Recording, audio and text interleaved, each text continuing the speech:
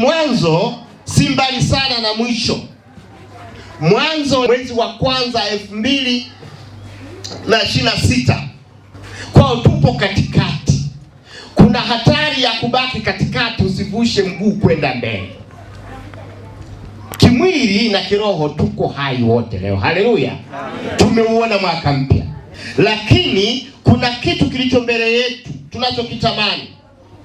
Kuna hayo tunayotamani kwamba yatutendekee mwaka mpya. Hayo hayaji kwa kudondoka kama mvua au jua hili ambalo limepisha kamvua kidogo. Hayo yanakuja kwa juhudi, kwa tendo, kwa hamisho sambamba ambalo Mbalizi huwezi kaifahamu mpaka umepanda gari umefika Mbalizi. Haleluya. Na kuna mambo ambayo unayatamani mwaka huu, lazima uyafanyie kazi, lazima uyaombe, lazima uyatembelee yafike mahali hapo. Kama kanisa kwa ujumla tunatakiwa tuwe na kitu kipya. Nitasoma somo kutoka Petro wa kwanza sura ya 4. Petro wa kwanza sura ya 4 mstari wa 7 hadi ule wa 11. Waraka wa kwanza wa Petro kitheolojia tunasema ni moja ya barua au nyaraka za kichungaji. Anayaandika pale sio kama mwinjilisti, anayaandika kama mchungaji aliyemfia Kristo kwa kusulubiwa. Yeye akasulubiwa kichwa chini miguu juu, kwa sababu alikataa kumkana Yesu. Wakasema tutakusulubisha hivi. Basi iweni na akili, mkeshe katika sala. Zaidi ya yote iweni na juhudi nyingi katika kupendana, kwa sababu upendano hustiri wingi wa dhambi. Mkaribishane ninyi kwa ninyi, mawakili wa wema wa neema mbalimbali za Mungu. Hayo ni maneno ya Petro kwa kanisa. Anasema lakini mwisho wa mambo yote umekaribia. Saa 5 usiku tungesema lakini mwisho wa mwaka wa 2025 umekaribia. Lakini sasa tuko ndani ya mwaka mpya.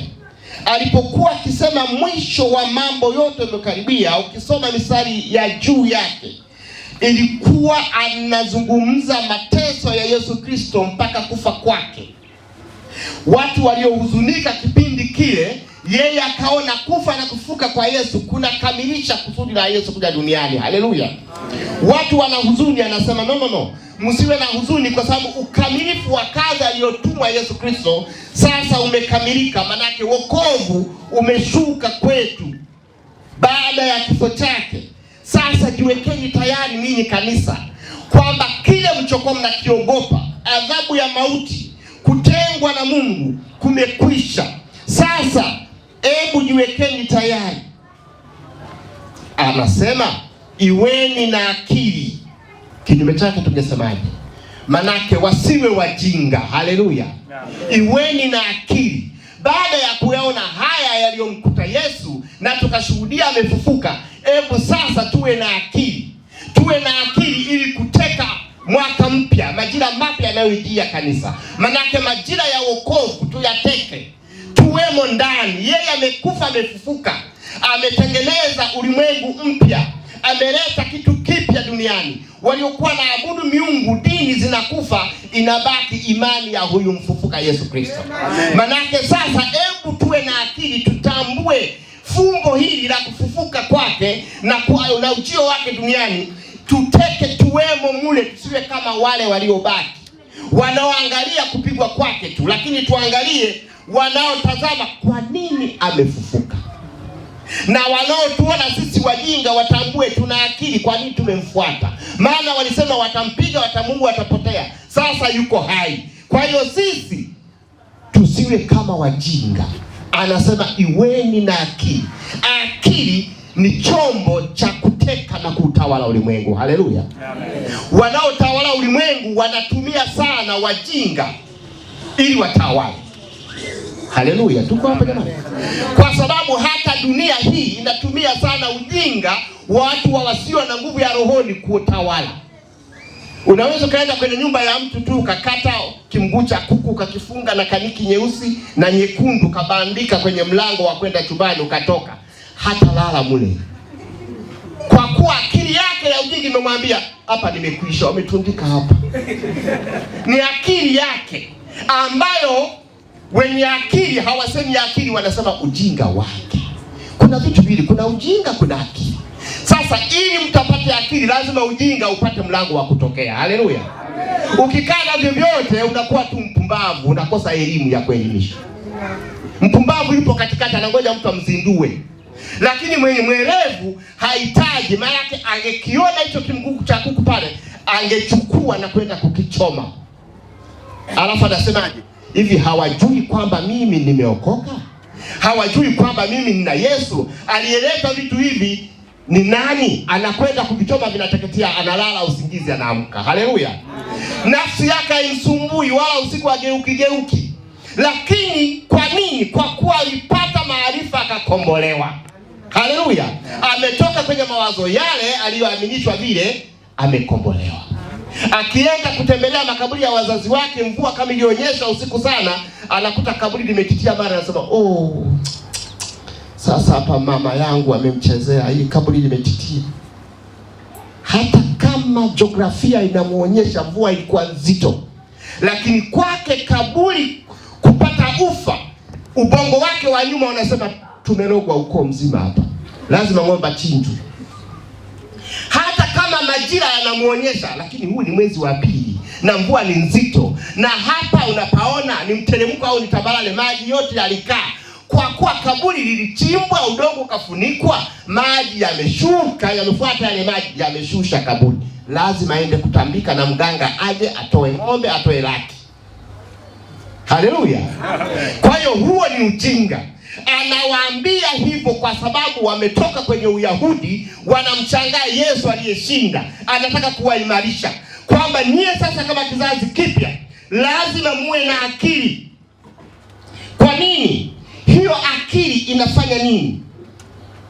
Anasema akili itawapa kuchagua jambo la kufanya. Jambo gani la kufanya kwa kutumia akili? Iweni na juhudi katika upendo. Yaani katika yote Petro anayaona, kinachokosekana kwa wanadamu kuitawala dunia ni kwa sababu ya kukosa upendo. Sasa akili yenu muitumie kwa kuomba na kukesha, kwa kuwa na sala. Mnapofanya sala zenu, ombeni Mungu tupe upendo. Haleluya. Kwa nini upendo? Unajua tuko hapa tunategemeana. Kuna kiunganishi katika upendo. Kuna baba na mama wanatokea watoto. Haleluya. Mimi tulipendana na mke wangu tukampata Fred. Ni hivyo tu. Fred amerafikiana na wenzake hapo katika upendo wake, wamepata makundi. Sielewi walianza wawili, watatu. Upendo umezalisha hicho. Mimi tunapendana na rafiki yangu mzee Mwantande. Tunapendana na hawa wazee huku mbele, tumezaa kanisa. Haleluya. Akina mama hawa wameshona sare hizo. Alianza wazo mtu mmoja kusema kitambaa kingefaa. Akamshirikisha jirani yake wanayependana, na akamshirikisha, wakasema kinafaa hiki kitambaa. Lazima upendo uzae matunda mema. Haleluya. Kwa hiyo anasema zaidi ya yote tafuteni upendo, kwa kuwa upendo unasitiri uwingi wa dhambi. Kijerumani wanasema kwa kuwa upendo, palipo dhambi panafanyika pasiwe na dhambi. Yaani mahali pana dhambi, unaiona dhambi kabisa, lakini ukiingia upendo, ile dhambi inayeyuka haionekani. Manake upendo penye chuki ukiingia hakuna chuki. Upendo ukiingia mahali hakuna upweke. Upendo ukiingia mahali hakuna mwenye kulala njaa. Kama tungeishi hivyo kwenye mitaa yetu hii, hata hofu ya tarehe 9 tusingekuwa nayo, ya tarehe 29 mwezi wa 10 tusingekuwa nayo. Lakini ka upendo kamejificha mbali, kachuki kanachungulia.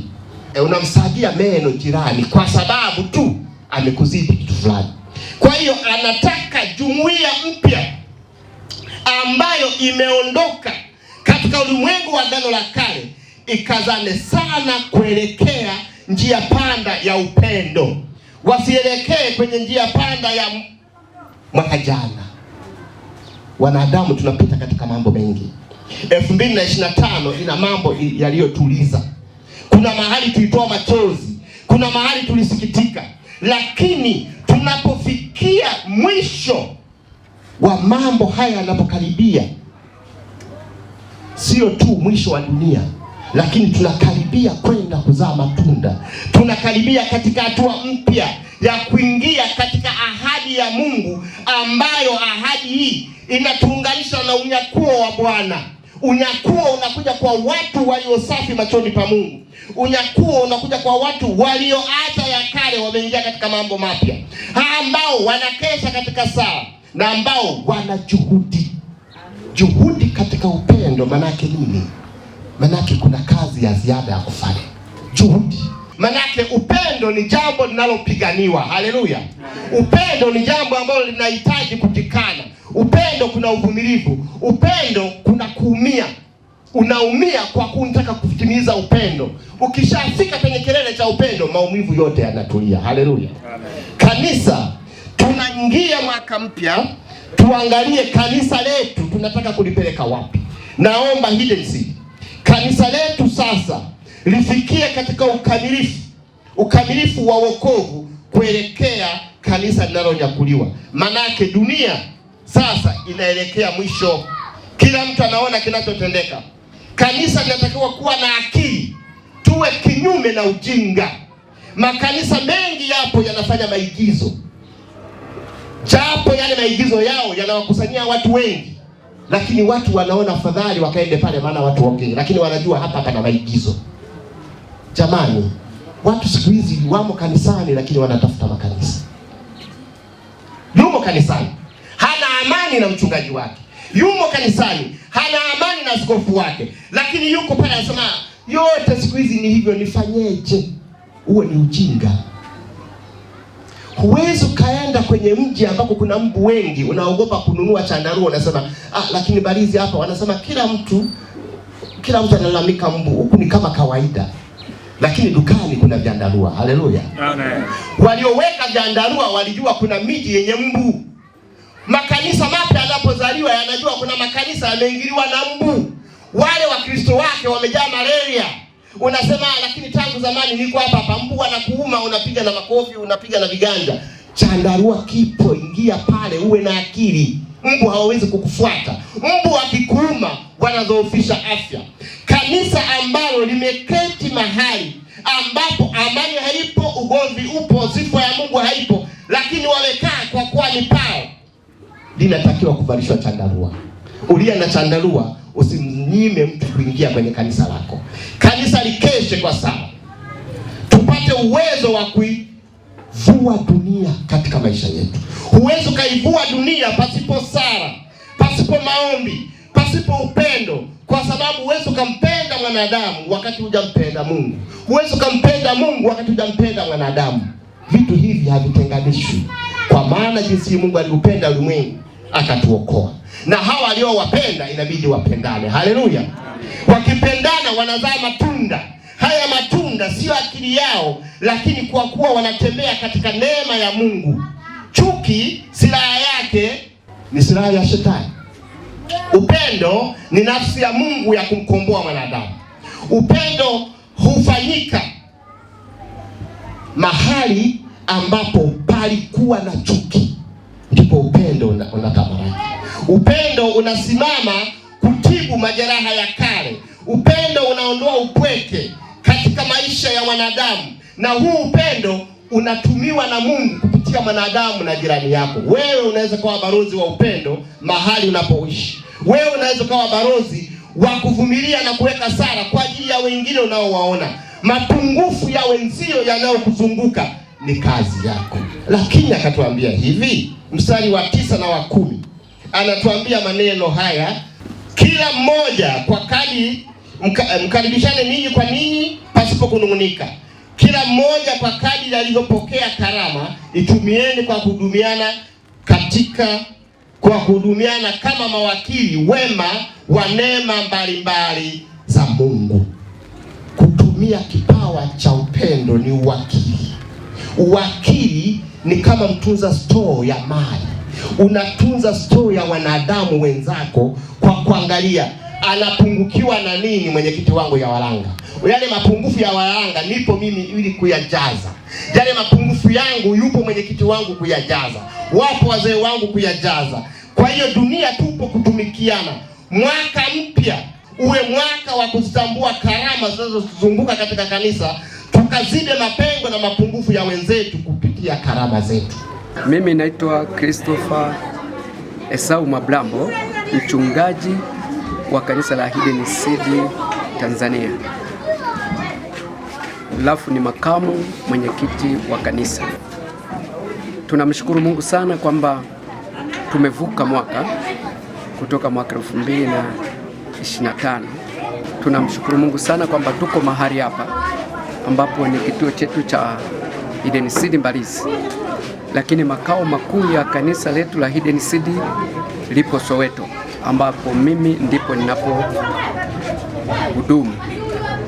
Tunamshukuru Mungu kwamba tuna baba yetu anayeitwa Askofu Nosigwe Buya, ambaye ndiye askofu wa kanisa la Hidden Seed.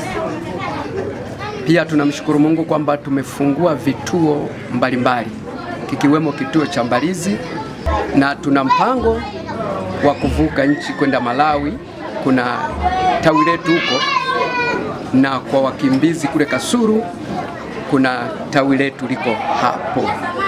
Tunamshukuru Mungu kwamba sasa tunataka kufungua kituo chetu Dar es Salaam. Kanisa letu ni kanisa la upendo, tunapendana, tunamshukuru Mungu sana. Lengo letu ni lengo la kuhubiri Injili na kueneza Injili mahali pote. Kwa tunawakaribisha wote, Wakristo wote na wasio Wakristo. Tunawakaribisha sana kwenye kanisa letu la Hidden Seed. Jina langu naitwa Ruben Dick Mwasile. Mimi ni mwinjilisti wa kanisa la Hidden Seed Tanzania, pia lilopo Mbalizi. Mimi nimesoma theolojia ya Biblia kwa miaka 2 chuo cha Bible School Mshewe. Baadaye nikajiunga na kanisa la Hidden Seed Mbalizi, naendelea kufanya huduma mahali hapa. Lakini kwa hotuba ya askofu wetu kwa siku ya leo imenibariki moyo wangu sana. Mimi sikutegemea kwamba askofu angeweza kutoa hotuba nzuri namna hii ambayo imetuganga mioyo, pia imetutia moyo. Jambo la kwanza, amezungumza habari za watu kuwa na upendo ndani ya kanisa. Na la pili, amezungumza habari za umuhimu wa kila mtu aliyomo ndani ya kanisa. Na kila mmoja aliyopo ndani ya kanisa ana kipawa chake.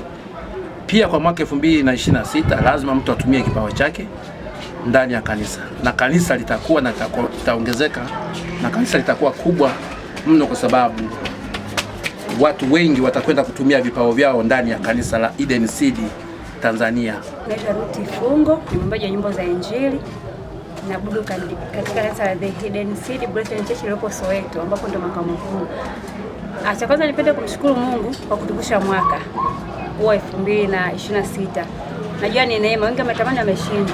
Tulikuwa na ibada hapa katika ushirika Mbalizi. Kwa kweli nimemwona Mungu kibinafsi, na ibada nimeipenda sana, ilikuwa nzuri, ambayo imeongozwa na askofu wetu Nosigwe Buya. Amefundisha pia neno kuhusiana na upendo, kwamba tuwe na upendo, tushike upendo.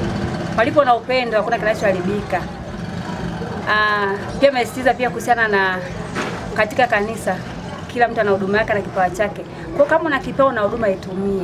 Mimi mwenyewe nimejifunza kitu kwamba kama nina kipawa chochote nikitumie ndani ya kanisa. Kwa mwaka huu natamani kila mmoja na anayenitazama kwamba wewe mwaka wa kubadilika. Kama kuna vitu kwa hujavifanya mwaka uliopita, basi mwaka huu vifanye, tena vifanye kwa usawasawa. Mungu abariki. Kwa majina naitwa Ibrahim Sharif. Na baadhi ya vifungu ninaenda kuvitaja. Yeremia 33 mstari wa 3 nao nasema, niite Bwana nami nitaitika. Nitakuonesha mambo makubwa na magumu usiyoyajua.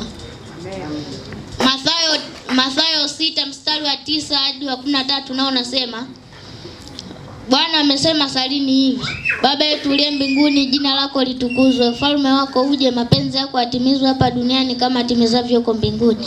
Utupe leo riziki yetu, tusamehe makosa yetu kama nasi tuwasamehe waliotukosea, usitutie majaribuni, bali tuokoe na yule mwovu, kwa kuwa ufalme ni wako na nguvu na utukufu sasa na hata milele. Amen.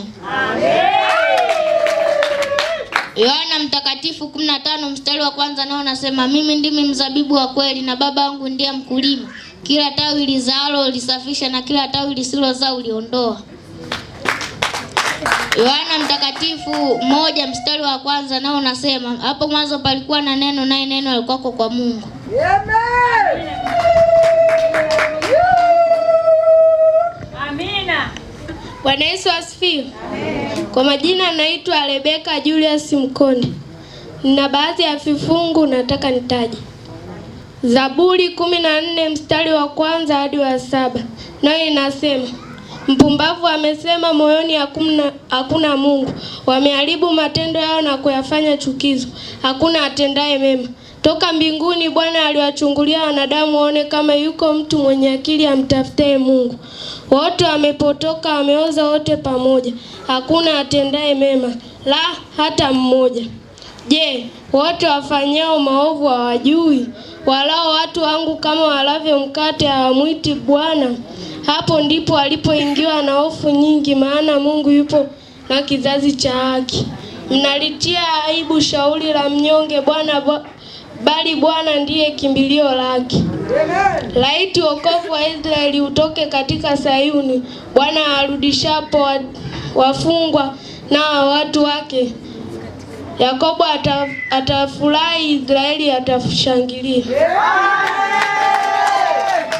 Misali 24 mstari wa kwanza nayo inasema, usiwahusudu watu waovu wala usitamani kuwa pamoja nao. Zaburi 16 mstari wa kwanza, Mungu unihifadhi mimi, maana na kukimbilia wewe.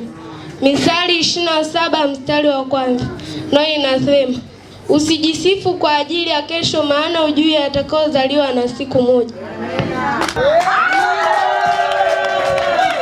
Bwana Yesu asifiwe. Kwa majina naitwa Rebeka Andrea hapa. Naenda kutaja vifungu basi.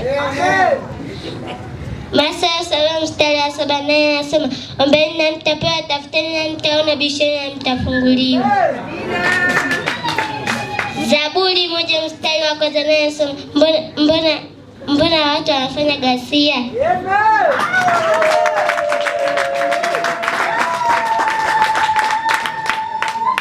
Pokeeni mbaraka wa Bwana ninyi nyote mnaomtegemea. Bwana akubariki na kukulinda. Bwana kuangazie nuru za uso wake na akufadhili. Bwana kuinulie uso wake na akupe amani. Katika jina la Mungu Baba na Mwana na Roho Mtakatifu. Amen. Na amani ya Mungu ipitayo akili zote itawahifadhi mioyo yenu na nia zenu katika Kristo Yesu.